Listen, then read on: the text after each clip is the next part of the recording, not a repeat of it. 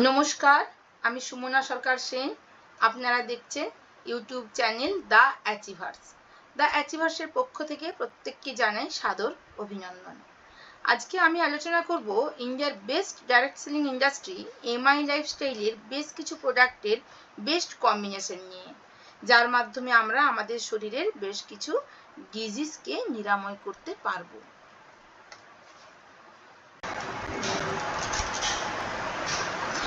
প্রথমে আমরা দেখে নেব বেশ কিছু ডিজিজ আর তার থেকে রিলিফ পাওয়ার জন্য কি কি আয়ুর্বেদিক কম্বিনেশন আমরা নেব।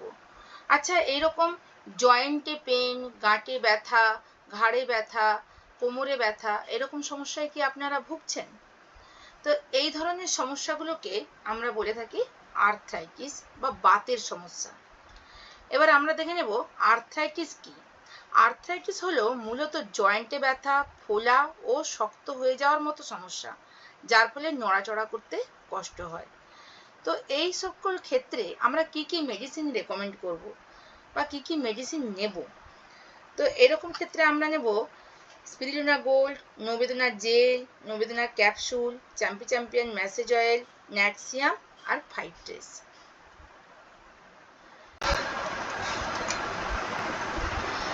নেক্সট যে প্রোডাক্টটি নিয়ে আমি আলোচনা করব তা হলো অ্যানিমিয়া বা রক্তাল্পতা। এটি একটি খুবই সাধারণ সমস্যা, যেখানে শরীরের রক্তে আরবিসি বা লোহিত রক্তকণিকার সংখ্যা স্বাভাবিকের চেয়ে কম থাকে, ফলে হিমোগ্লোবিনের পরিমাণও কমে যায়। এর ফলে আপনি ক্লান্ত, দুর্বল বোধ করতে পারেন, শ্বাস প্রশ্বাসেও কষ্ট হবে। এর জন্য আমরা কি কি মেডিসিন রেকমেন্ড করব বা মেডিসিন নেব? তো অ্যানিমিয়ার জন্য আমরা যে সকল মেডিসিনগুলো রেকমেন্ড করব তা হলো ফিলিং লিকুইড, নিউট্রিলাইফ আর স্পিরুলিনা গোল্ড।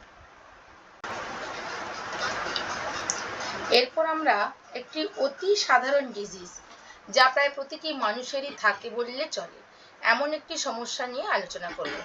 তা হলো গ্যাস, অ্যাসিডিটি ও অ্যাবডোমিনাল পেন। আগে দেখে নিই অ্যাসিডিটি কি। অ্যাসিডিটি হলো স্টমাকে তৈরি অতিরিক্ত অ্যাসিড উৎপাদনের ফলে সৃষ্ট সমস্যা, যা বুক জ্বালা, অম্বল, পেট ফোলা, বমি বমি ভাব এবং হজমের সমস্যা তৈরি করে। এর জন্য কি কি মেডিসিন আমরা রেকমেন্ড করব? এর জন্য আমরা লিভাগেন লিকুইড, ইমিউনো 3+, আর যদি সমস্যা বেশি হয় তখন প্রোবায়োটিক G+ দেব।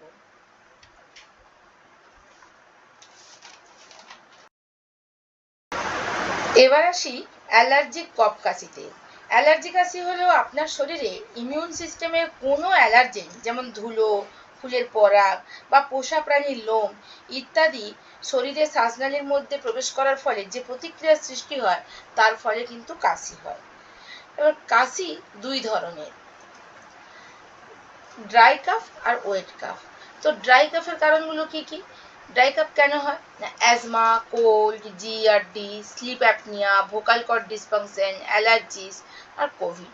আর ওয়েট কাফের কারণগুলো কি কি? Cold, flu, lung infection, cystic fibrosis, COPD, acute bronchitis আর ব্রঙ্কিওঅ্যাক্টাইটিস। তো আমরা এর জন্য কি কি মানে আমাদের প্রোডাক্ট রেকমেন্ড করব বা কি কি নেব? অ্যান্টি অ্যালার্জি, কফ নীল আর আইস ওয়াশ। তবে মনে রাখবেন, অ্যান্টি অ্যালার্জি 1 মাসের বেশি নিতে পারেন আর আইস ওয়াশ 4 মাসের জন্য। তো আমরা যতগুলো প্রোডাক্ট আপনাদের সামনে দেখালাম, তো সেগুলো সবই কিন্তু আমাদের আয়ুষ প্রিমিয়াম মার্ক দ্বারা সার্টিফাইড, যেটা হু আর জিএমপির গাইডলাইন মেনে চলেছে। আর আয়ুষ প্রিমিয়াম মার্ক বলতে বোঝায় যে এগুলো দেশীয় ও আন্তর্জাতিক বাজারে কিন্তু এক্সপোর্ট করা যায়। এছাড়াও আমাদের আইএসও সার্টিফিকেট আছে, ফেডারেশন অফ ডাইরেক্ট সেলিং অ্যাসোসিয়েশনের সার্টিফিকেট রয়েছে, FSSAI অর্থাৎ food safety and standard authority of ইন্ডিয়ার সার্টিফিকেট রয়েছে, কোয়ালিটি কন্ট্রোল, ফিকি। এবার লাস্ট যে ডিজিজ নিয়ে আপনাদের সামনে ডিসকাস করব সেটা হলো লিভার ক্যান্সার। এটাকে হেপাটিক ক্যান্সারও বলা হয়। লিভার ক্যান্সার হলো আপনার লিভারের একটি প্রাণঘাতী ম্যালিগন্যান্ট টিউমার। লিভার ক্যান্সার 3 ধরনের হয়। এর মধ্যে HCC অর্থাৎ হেপাটোসেলুলার কার্সিনোমা সবচেয়ে সাধারণ রূপ। তো আমরা এবার দেখে নেব এই লিভার ক্যান্সারের জন্য আমরা কি কি মেডিসিন রেকমেন্ড করব। তো মনে রাখবেন, আমরা লিভার ক্যান্সারে কিন্তু ফার্স্ট স্টেজে আমরা এই সকল মেডিসিনগুলো রেকমেন্ড করতে পারি, যেমন 95, Livagen capsule, daily detox, multiguard blood purifier, spirulina gold ইত্যাদি। তো আজকে আমার ভিডিও এই পর্যন্তই। ধন্যবাদ সকলকে ভিডিওটি দেখার জন্য। আশা করি এই ভিডিওটি আপনাদের অনেক কাজে লাগবে।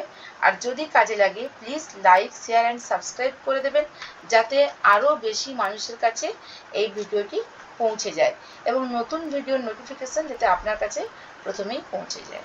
নমস্কার।